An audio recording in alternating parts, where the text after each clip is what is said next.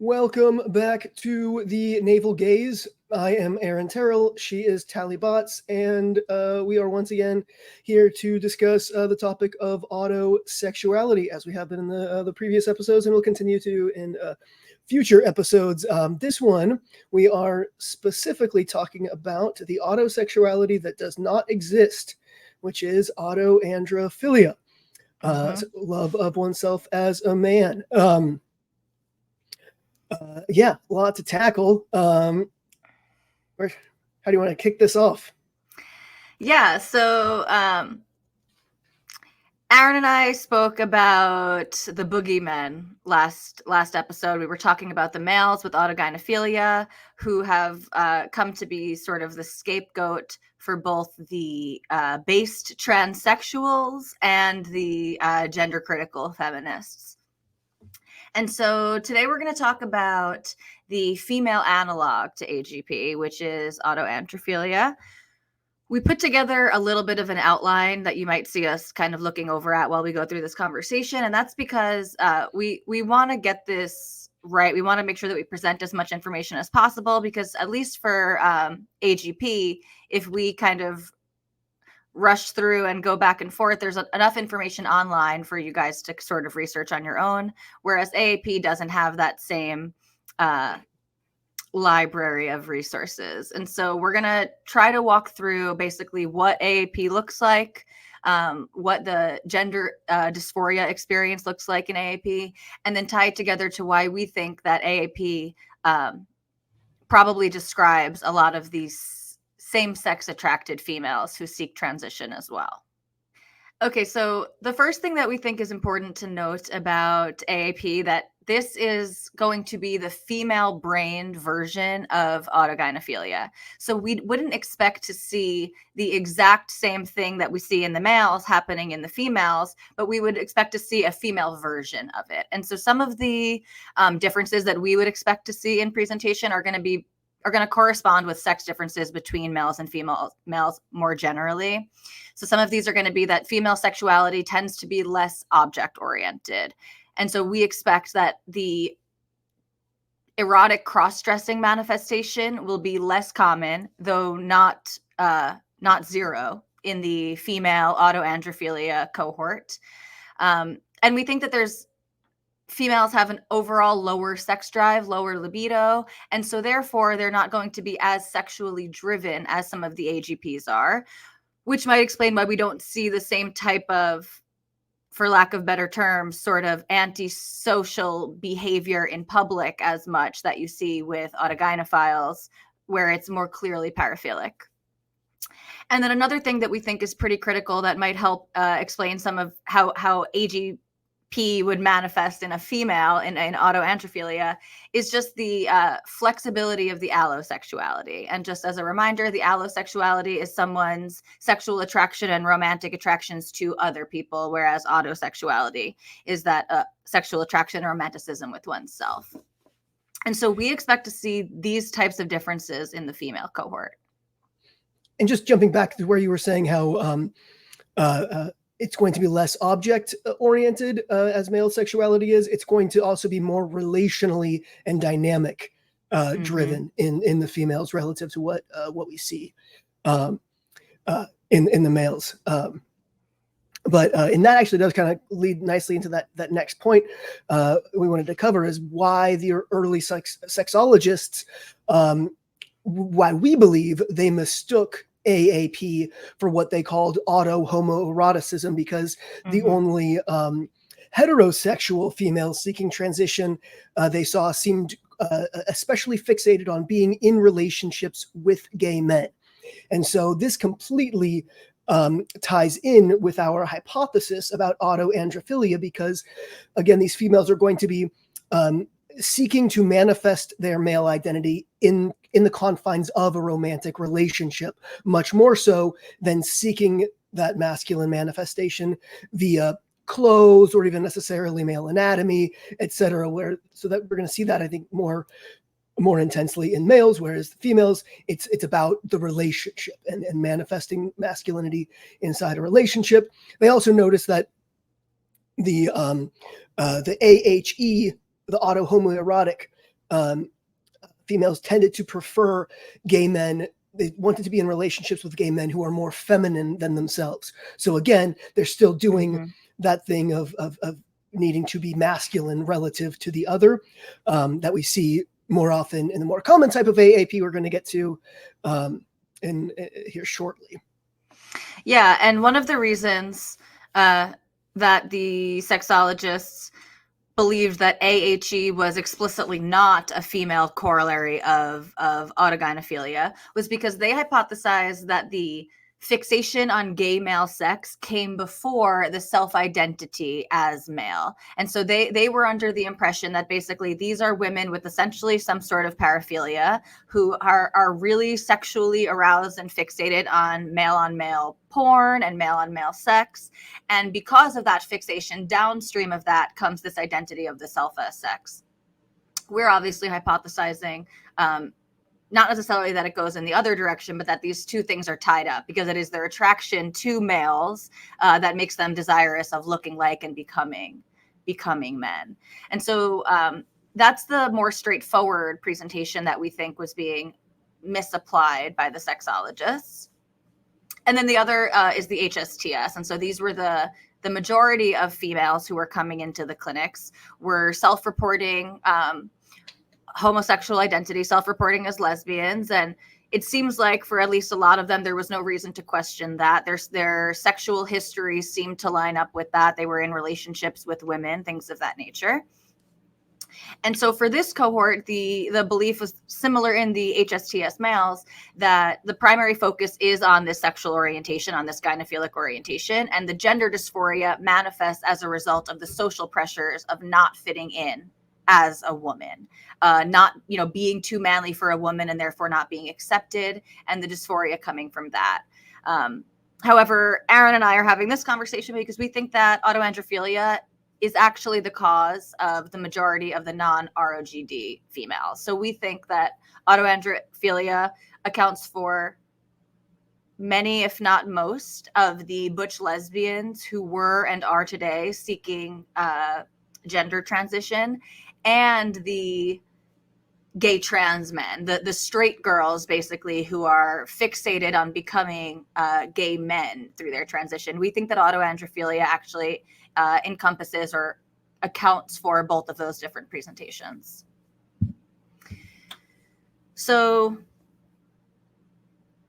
autoandrophilia, we're saying, is what causes gender dysphoria, and gender dysphoria is then what causes transgender identification. And so we want to walk through what we think this dysphoria experience of autoandrophilia looks like.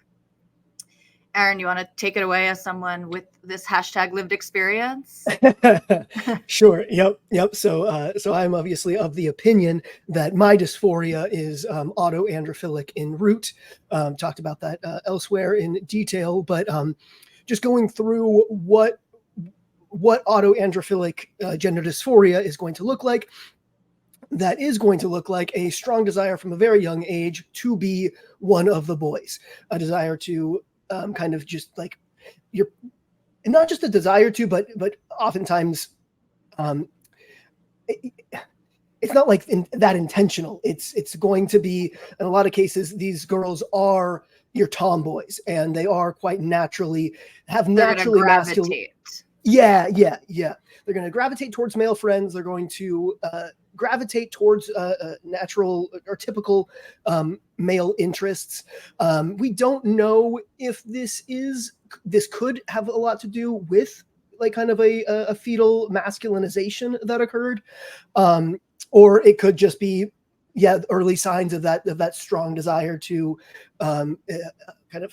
manifest masculinity, because we see that in the autogynephilic males as well, a strong desire to be with the girls, play the girl games. They aren't naturally feminine though, whereas what we're classifying as autoandrophilic girls, they do often tend to be kind of naturally more masculine. I think that's true for some of them. But then for others of people that clarification, Aaron and I are classifying people based on what they share about their experiences. Most of the people who have formed our opinions here are not self-identifying as autoandrophilic, but of the like Very sort of point. of this sort of influencers, the FTM influencers who we think might be best classified as autoandrophilic,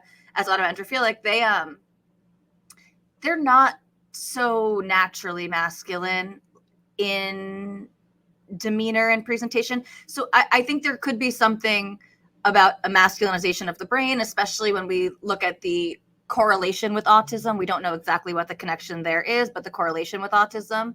I'm wondering, and I don't mean to derail too much, but I'm just wondering if, like, in the same way that it's like easier for females to pass as male, I wonder if it's easier for a girl to pass as a tomboy than a boy to pass as a effeminate boy. Right. Yeah, I see what you're saying. And we also do have to account for the fact that trans people in pretty much always, virtually always, rewrite their past in accordance with what they want to believe to be true. And so we do have to take a lot of right. Oftentimes subconsciously. Yes. Yeah. Very important point. So yeah, we do have to take that into account, but when we do look at, again, that we'll need to do a whole episode later on about the autism correlation, but the autism overlap between those who we believe match the autoandrophilic description or classification, and those and in the males who are autogynephilic, the autism overlap is just so massive. It's impossible to ignore. And I think this can also be contributing to what we're seeing as masculinity in little girls is just autism spectrum traits that usually stand out much more in girls than in boys, just because it is, as some speculate, like a hypermasculinization of the brain. Right. Whether that there's truth to that or not, but we do know that girls, whether they grow up to be dysphoric or to transition or not, girls on the autism spectrum, living on the autism spectrum, often report not being able to relate with other girls, not understanding like girl socialization, and feeling much more comfortable with boys just because they enjoyed their interests more, etc. So that's kind of another key part of all this. Yeah, and I think speaking of masculinization of the brain, I think there are common retorts or pushback, not pushbacks, rather explanations for this desire from a young age to be one of the boys, for this like young tomboy experience.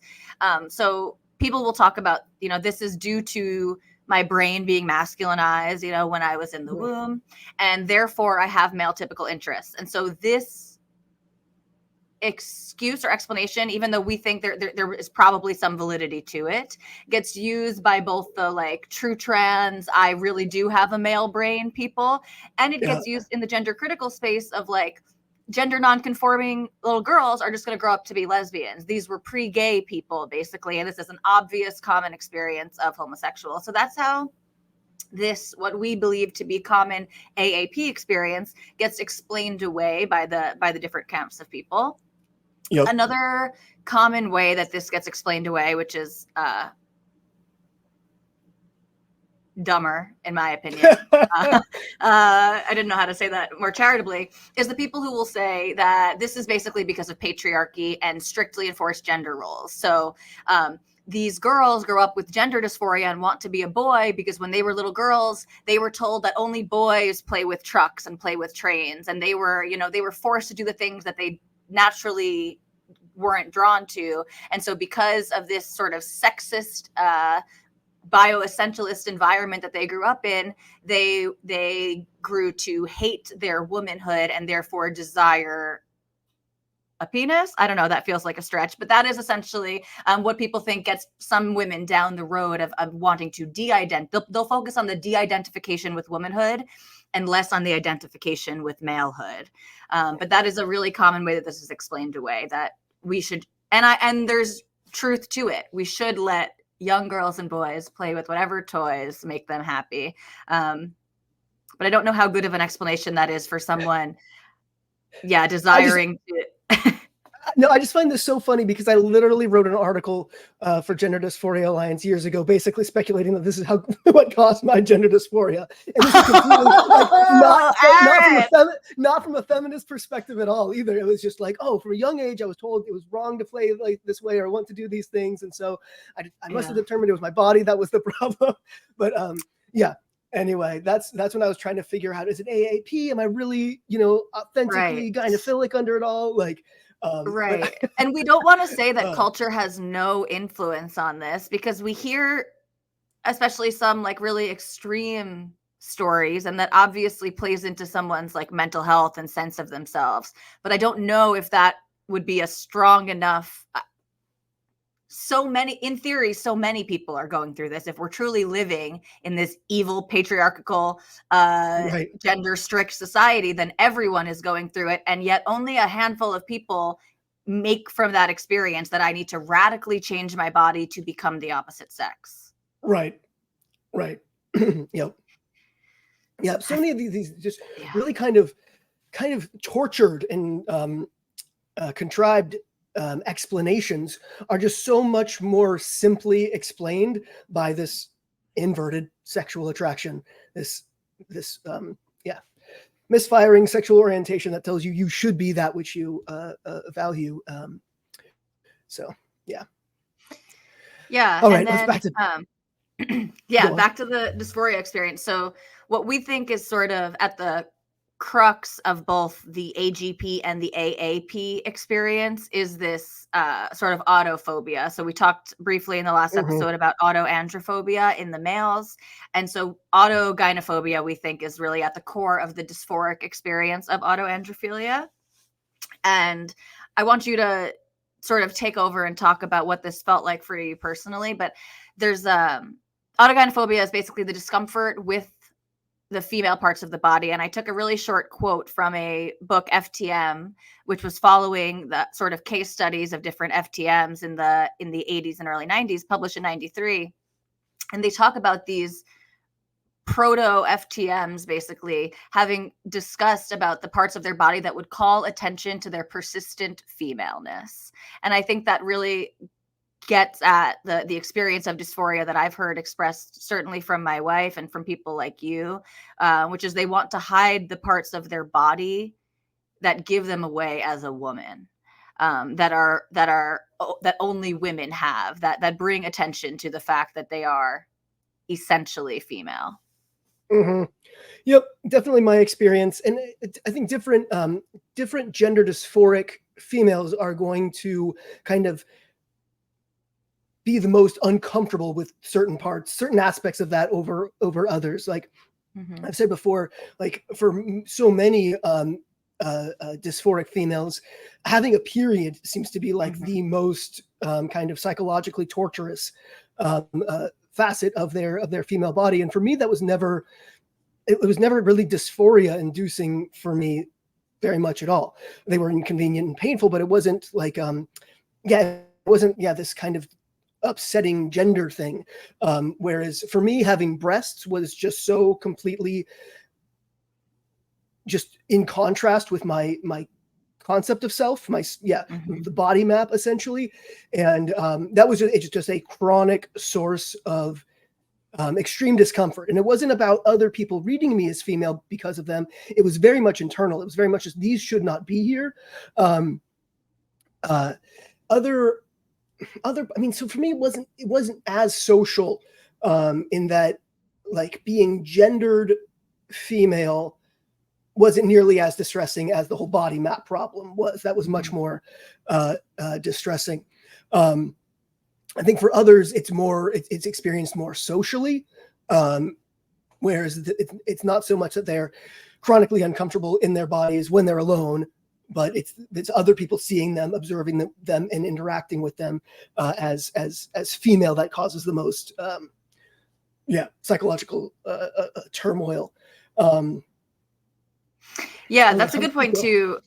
I think you make a good point that this is an internal process, that they might be, because of their internal hatred and disgust with their body, they might, for some of them, and depending on the time in their life and the progression of their sexuality, they might be uncomfortable with other people noticing and recognizing these parts of themselves, but that's because of how alien and wrong it feels to her, to that person. Right. Yeah. And like you said, another common part of this presentation of autoandrophilia seems to be this body mapping issue that we see in the autogynephiles too. And so that might mean when they're watching any type of porn, these females are mapping themselves onto the male and the man's body when they're watching porn, or when they're having sexual fantasies during or separate from actual sexual interactions, they are fantasizing about themselves with a man's body.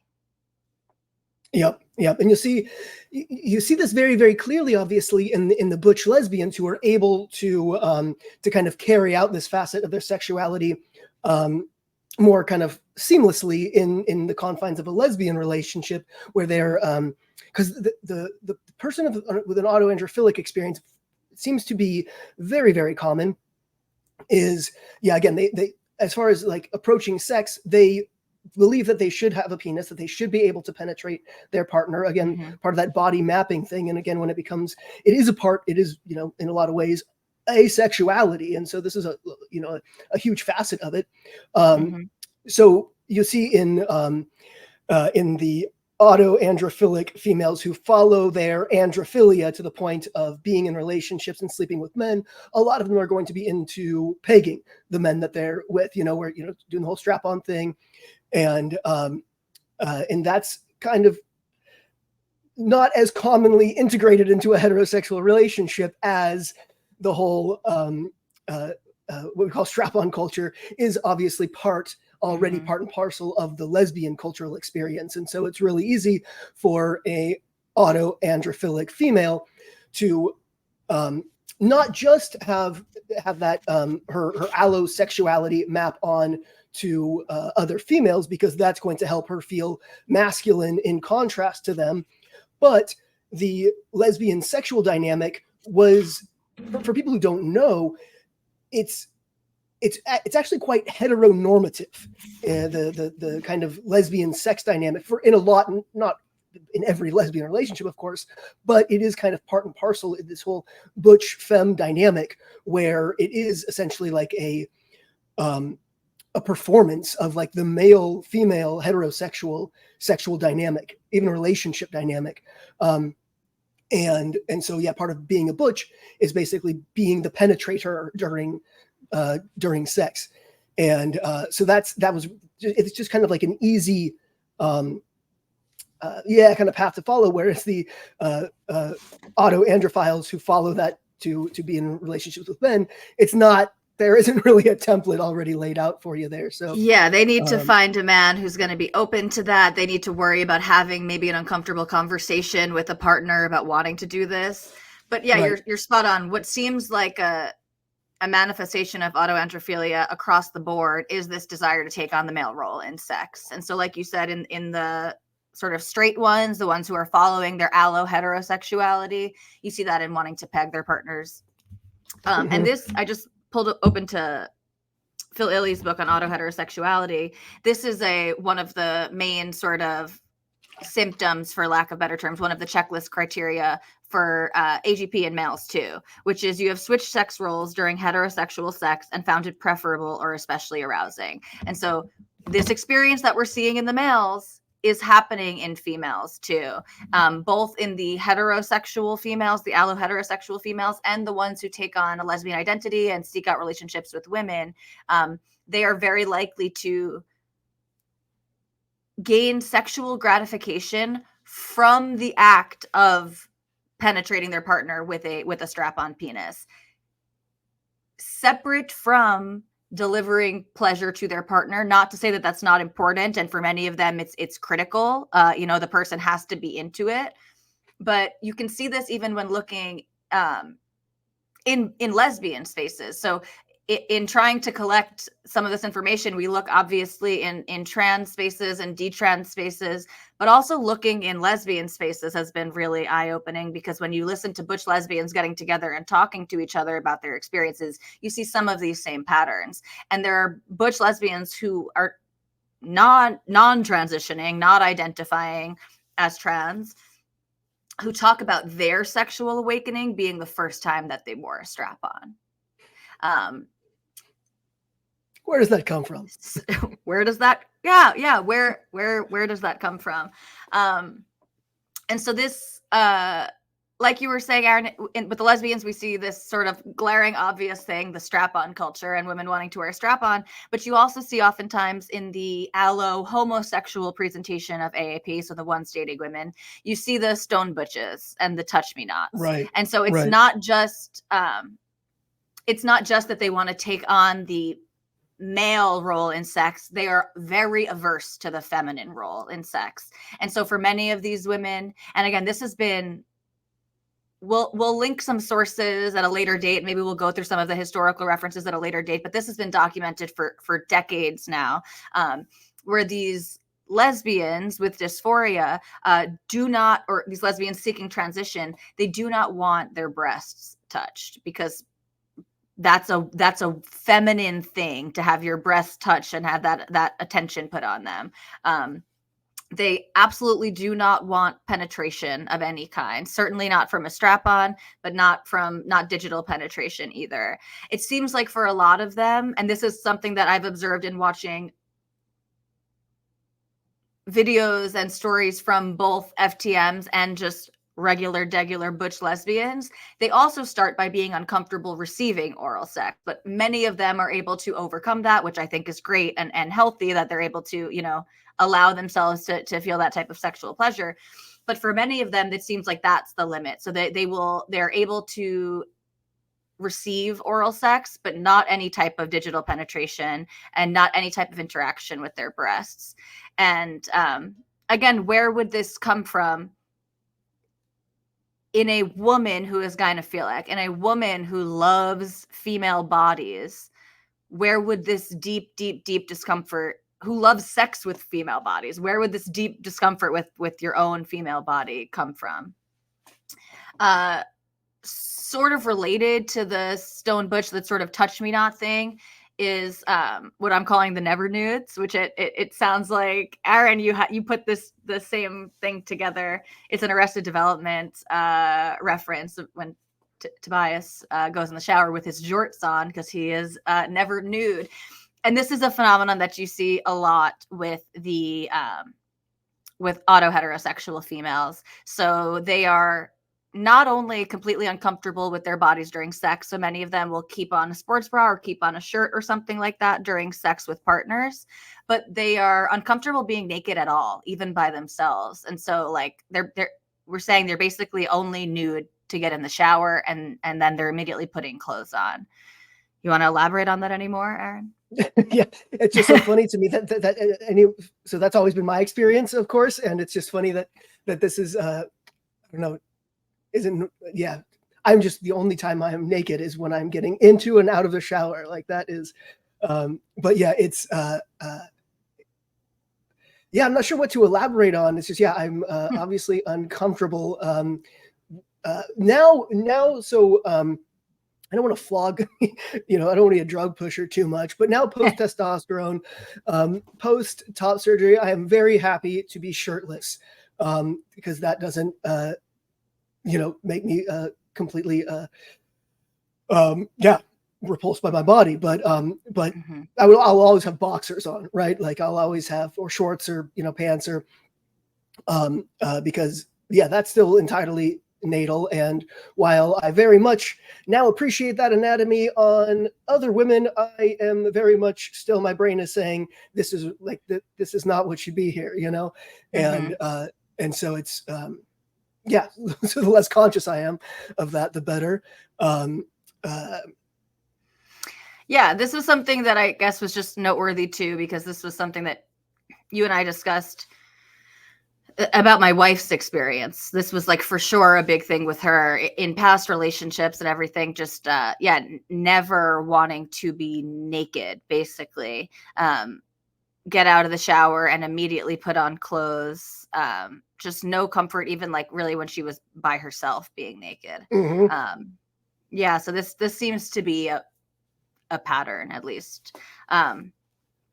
And then related to that is avoiding looking in the mirrors. This is something, again, that my wife has expressed, that I've heard expressed from other AAPs and AGPs, which is just like, my wife said, like, she doesn't, when she's brushing her teeth, when she's washing her hands, she avoids looking in the mirror. She's not crippled by this by any stretch of the imagination. We can go out and take pictures and she can, get dressed in the mirror, whatever she needs to do. But it's obvious, basically, right? Like, this is a thing that she has trained herself to do over decades now, to avoid looking in the mirror, because it's going to make her upset, because she's not going to see what she wants to see and what she sees in her brain. Back to this sort of brain mapping thing. She's not going to see the strong jawline and broad shoulders that she wants to see when she looks in the mirror. So she avoids looking in the mirror. This is something I spoke about many, many years ago, before I understood, back when I was still a true transer, like when I thought that, that I was, really had a male brain. That's why I have dysphoria, et cetera. And I used to, I would brace myself for any time that I needed to see my reflection in a mirror, right? I had to kind of like brace myself to remember what's going to be reflected back at me. But anytime that I was like suddenly confronted with a mirror, it was like really uncomfortable. And this is my experience, and the experience that you can kind of see across a lot of female to male transitioners, is we become incredibly vain post transition. Suddenly the mirror is our best friend, and the selfies and the YouTube, like you watch FTM YouTube, FTM TikTok, their social medias, it's just, these are people who are now who now adore their reflection. Right. Whereas their reflection terrified them and just made them feel so, they were afraid of their reflection before. And now they are almost literally in love with their reflection. And it's, you can just see the behavior around, selfies, etc. It makes so much sense when you understand it as autoandrophilia. Yeah. It does, as love of oneself. They do love, they literally love it. Yeah. We've made the joke before, Aaron, that now that you're gynephilic and, exclusively attracted to, or strong preference for, no conscious attraction for males at this point, you are the only man for you. Right. Which it seems like is what happens for some of these females, for some of these autoandrophiles. And that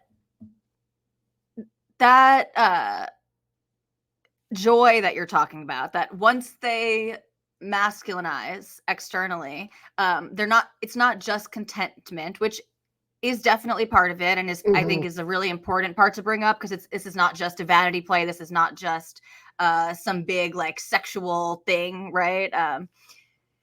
It does bring contentment and relief, but there's a lot of pushback that you'll get when you say, well, a common part of this experience is really hating looking in the mirror.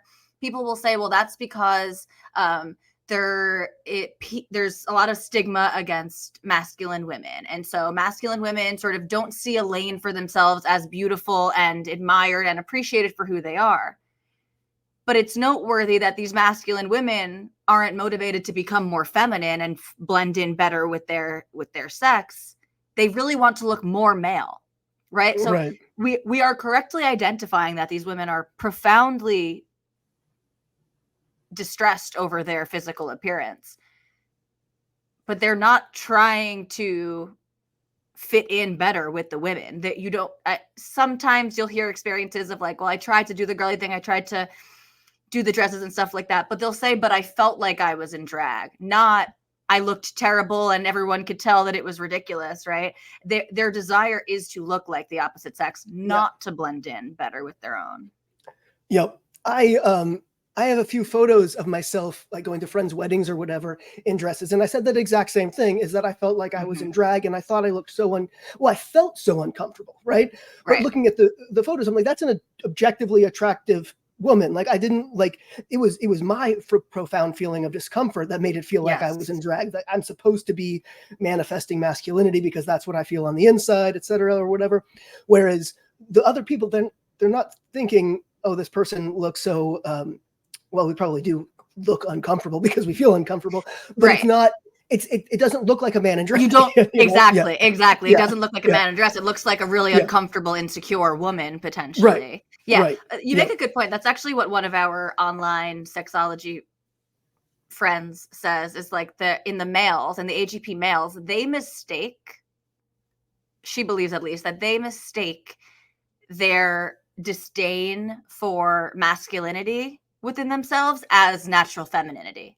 And it Right. sounds like that was the Right. error that you were making, right? You were like, Probably. I am this hulking masculine figure. But actually it's just when I'm in a dress, but actually it's just that you had such disdain for femininity and having it be associated with you that you Yep. interpreted that as this just natural glaring masculinity that maybe Yeah. wasn't 100%. so glaring. Yeah. Yeah. Yeah. Yep. I think that's 100% accurate. Yep. Yeah. And then I guess similar to what we just said, part of this presentation is going to be just having a lot more comfort and satisfaction when you are able to express masculinity, whether that's dressing in male typical clothing or kind of putting on a masculine persona, behaviorally and interpersonally, like being not necessarily explicitly validated by people, but by being treated in the masculine way, by being allowed to take on masculine roles or male duties and things like that. They people who are AAP feel a lot of comfort and satisfaction with that. Yep. Yep. Like, a good example would be like helping my male friends like move house or whatever, like lifting heavy things, helping my dad work on the car. This, it was not people. I think people who don't have an experience of this or have a highly sexual, like I remember Fel saying that it was weird, like asking her parents or whatever to use male pronouns for her, just because she Because it was sexual. Yeah, yeah, and that felt so foreign to me because it's not like doing the guy things, like again helping my dad work on a car. That was certainly nothing like at all like sexual about that. It was just Right. really, really validating to be doing like the male things with the Yes. either male friends or family members. Successfully, especially. Yeah. Yeah, yeah, yeah. Yeah. It's just very yeah. I guess that, yeah, that it is a like what we call euphoria is yeah, just kind of like elation with being one of, yeah, kind of like in that one of the guys scenario, but it's very, very different kind of joy than the sexual version that we often ascribe to that euphoria designation, kind of euphemistically, I Yeah. guess. No, totally. And I think it's important because we mentioned it briefly at the beginning, but the difference in libido on average between males and females.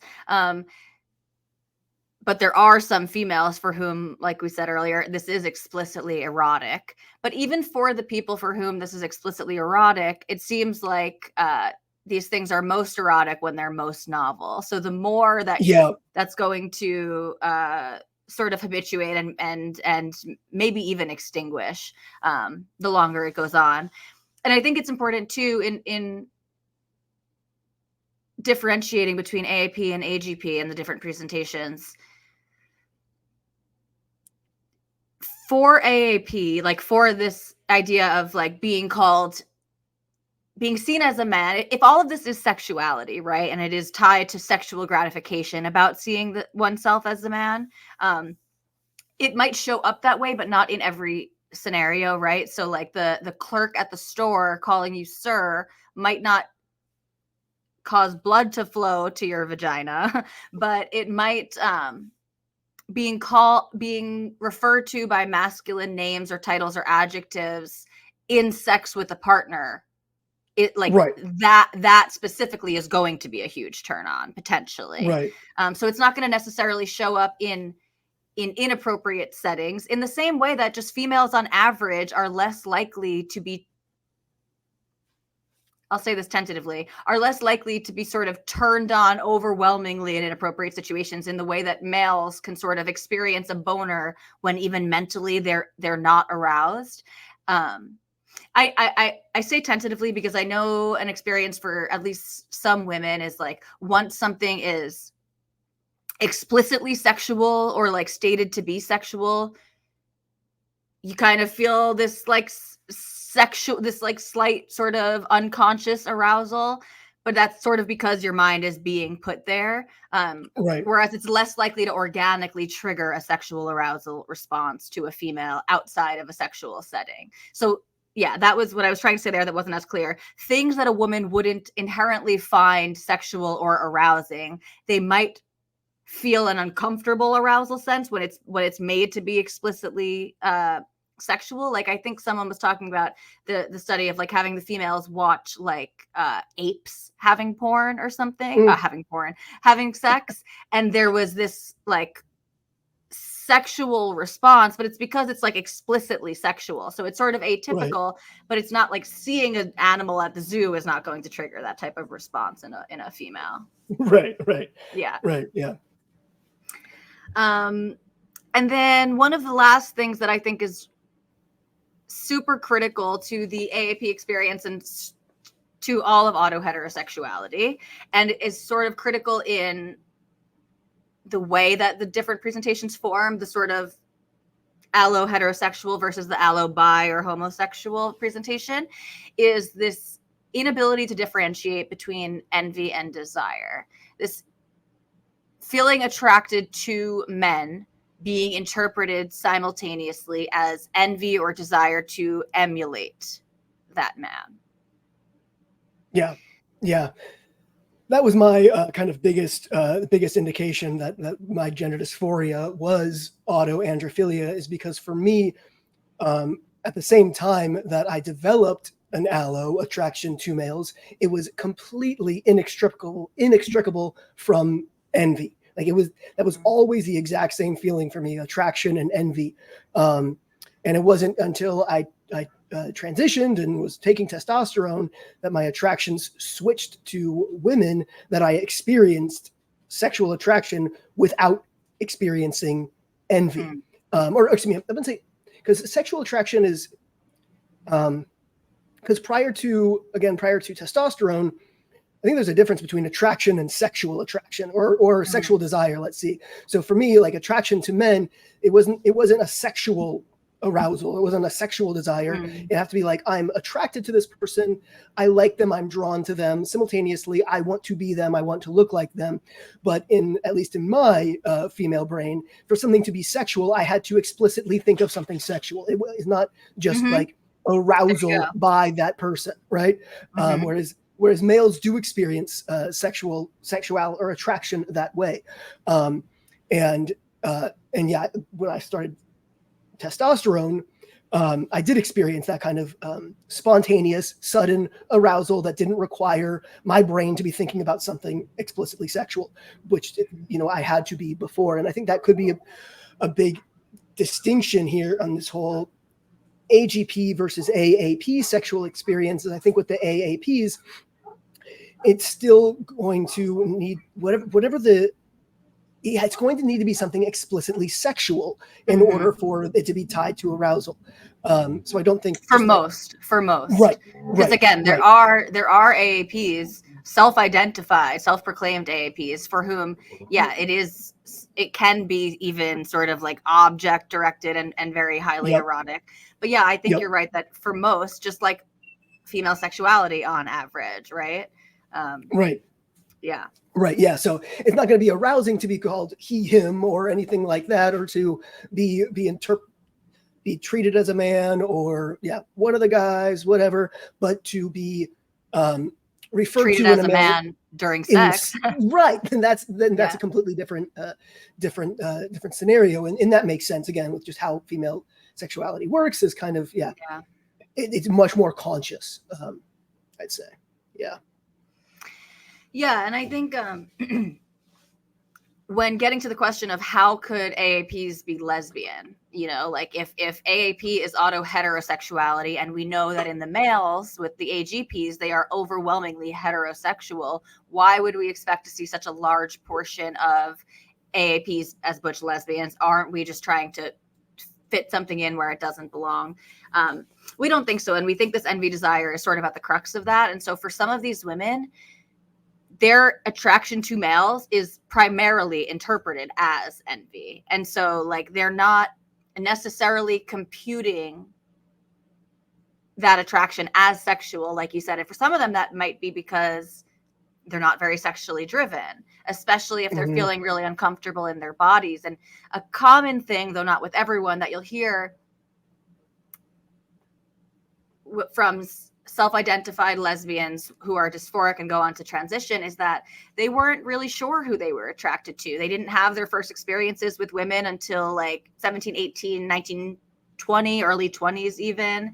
And these are the people who are like supposedly male-brained gynephilic, right? Like it was supposedly that's their explanation for their lesbianism and their dysphoria, is that they were so attracted to women. So attracted to women. Yeah, that they didn't and yet even they don't. They don't even seem to realize that they're. Yeah. Well, they don't even seem to realize that they're attracted. They don't even frame it as their attraction to women. It's like, oh, that's a lesbian. Okay, that's what I am. And so it's almost like they encounter the idea of lesbianism, decide that that's what explains them, and then it's like, okay, well now I'm going to go start sleeping with women. It doesn't seem like this just innate drive to get women. It's very much an external label that they realize best explains this kind of masculine experience they've always had. Yeah, exactly. And like it's not, we think especially for females, because female sexuality on average is more allo flexible, that it's not so much of a stretch for them to start pursuing females. Like they're not like they're not having to look past this disgust necessarily, or look past some obvious glaring attraction to men, right? They're having this sort of like not so sexually motivated necessarily experience, and they go for the females. And I think sort of back to autogynephobia, a big thing for some of these women who end up as maybe even the gold star lesbians, although that I think this terminology is brain dead and not important. But for some of the females who really never even engage sexually with men, I think this could be tied to the autogynephobia in the way that some of them experience it, which is being vaginally penetrated is the worst thing they could imagine. It is like the most dysphoria-inducing, dissociating experience that they could picture, because the way that I would explain it is because their femaleness is just so starkly on display. Only females can be vaginally penetrated, right? And it's just, and then in sex with men, they are so obviously not men. They are so obviously in contrast to this person. And so to me, it makes complete sense that someone with that level of autogynephobia wouldn't even be able to engage with men sexually, because overcoming that would be a dissociating experience. I also have heard from people who I think would fit into this category, who had sex with men, but then say they realized via transition or stuff like that, that they're actually attracted to women. They describe this dissociating experience they say that thinking back to their sexual experiences with men, they always had to dissociate, to sort of, they had to not think about their body basically and get out of their body in order to be there during the sex. And so it makes sense that for some of these females, they don't go down that road basically. And they are able to have gratifying, satisfying, sexy, all of those things, relationships with other women. Which is where the metasexuality, go back and check episode 2, comes in. But I think it's easy to sort of demonize is the wrong word, but maybe even like pity the experience of metasexuality, because it's seen as someone like not following their true orientation, somehow repressing or suppressing their underlying desires for men. But I think if we think about how like sexuality works in a regular sort of person, you want to feel sexy in a sexual encounter and relationship. And so if an autoandrophile feels sexy when she's presenting as masculine, she's going to look for people who make her feel masculine because that makes her feel sexy and therefore want to engage sexually. And who's going to make an autoandrophilic woman feel masculine? A feminine woman. Maybe potentially a feminine man, especially, you know, post-transition. But the easiest partner for someone like this, especially pre-transition or without any transition if they never decide to, is a feminine woman who they get to be masculine in contrast to. And when they're masculine, they feel sexy. Why? Because they're autoandrophilic and they are aroused by the idea of themselves as a man. And so when they are in sexual situations and with partners that make them feel masculine, they feel better and they're more into it. And I don't see that really as something to pity. Certainly in the females, at least. I know we go back and forth that this is different in the males and females, but for the females, at least, yeah, this just seems fine. Especially, you know, if we consider sort of like bisexual females who end up in monogamous relationships, they're essentially suppressing part of their sexuality for the rest of their lives. And we don't pity them because we see the value in pair bonding. And growing emotional bonds with someone. And so, yeah, I'm here to hashtag, I guess, normalize this experience. And I'm biased, of course, because I'm in a married relationship, right? I'm married to a woman who we believe experiences autoandrophilia. And so it doesn't feel true to our experience, me and my wife. And of course, we wouldn't want that to be true, that she's actually just a straight repressor. But we don't think that's exactly what's going on in the females. And we think actually this is sort of proven out because if butch lesbianism or a lot of butch lesbianism is the manifestation of autoandrophilia, let's say it's the manifestation of both super naturally masculine women, let's say, maybe even some with like DSDs especially, and sort of autoandrophiles, females who just really want to put on masculinity. They've been doing this for a long time, you know, and it's been working theoretically. They are able, that's a way for them to integrate their male identity into their female body and experience. And I just wanted to say, as somebody who has followed my true sexual attraction to have sex with men, and then followed my meta sexuality to have sex with fellow females, I can tell you which one is more sexually gratifying. And so it's not like I'm repressing, you know, the one thing to. I think that's really perfectly said. You had both experiences, and so right. It would be pretty hard to say that you're repressing this, especially because when you transitioned, you still thought you'd be into men. Right. You thought that maybe no one would be into you because you were going to be in this like hybrid. this exogenous intersex state, basically, right? Yep. Which, you know, luckily that wasn't the case, and you were able to find love and sex. Yay for Aaron. But yeah, how else do we explain the phenomenon of females who are sincerely and accurately reporting same-sex attraction and a history of only same-sex partners, going on testosterone, medicalizing, and experiencing overwhelming and maybe even disturbing attraction to males suddenly? How can we explain that without autoandrophilia? Yep. It's been reported since the dawn of the lesbian transitioning phenomenon. As soon as this, you know, exogenous hormones became available, it was the butch lesbians seeking it out, and it was kind of noted right away that a significant number of them started sleeping with men and ultimately identifying as gay men. And again, this has been studied and speculated on for decades, and it's explained perfectly by the autoandrophilia theory. Is that once they had medicalized masculinity, like they had embodied masculinity externally in their bodies, they no longer had that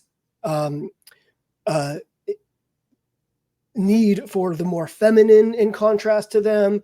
Also, they no longer felt immense dysphoria in contrast to men because they were masculine physically as well. Had the deep voice, facial hair, whatever it was that made them feel more, confident and comfortable in their skin. They experience less dysphoria, and then there's the element of testosterone magnifying. Their sex drive was magnified, exactly. Yeah. And so it always seemed to me that the phenomenon was explained by testosterone dramatically increasing one's sex drive, and then maybe being aware of attractions that you weren't consciously aware of before.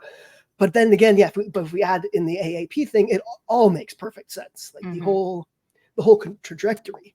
Especially because the best theory before that, or outside of AAP theory, that some of the orgs that we are supportive of have hypothesized, is that the testosterone for females is changing their sexuality in some way, that it is taking homosexual females and causing them to engage heterosexually, right? To engage with men or gay men. But as the sexologists, as Bailey has certainly pointed out, and I think Blanchard may have talked about this as well, you don't see anything like that happening in the male equivalent, in the HSTS males, when their testosterone is suppressed, or even their source of endogenous testosterone removed. They have no change in their sexuality. So it doesn't seem like testosterone, the presence of and the levels of testosterone, are responsible for changing people's sexuality. It is responsible, if anything, for magnifying it. And we know that the suppression of testosterone deeply reduces the sex drive in males, but it does not accompany then a change in sexuality. You don't see any of the HSTS males suddenly reporting sexual fluidity or bisexuality, or even a switch to females. That just doesn't happen in the way that it is bizarrely happening with the females. And we think, again, this is another reason why the what were believed to be the standard HSTS butch lesbian transitioners were actually autoandrophilic. Yep. Yeah. And they were just able to kind of integrate that into the lesbian identity until testosterone. But I think we got it. I think that's pretty much, obviously people might have a lot of questions, a lot of criticisms. We want all of it. Please let us know in the comments what we're getting wrong, what we're getting right, what you have more questions about. We are happy to discuss it in the comments and in future episodes. So let us have it. Thank you, everybody. Thanks all.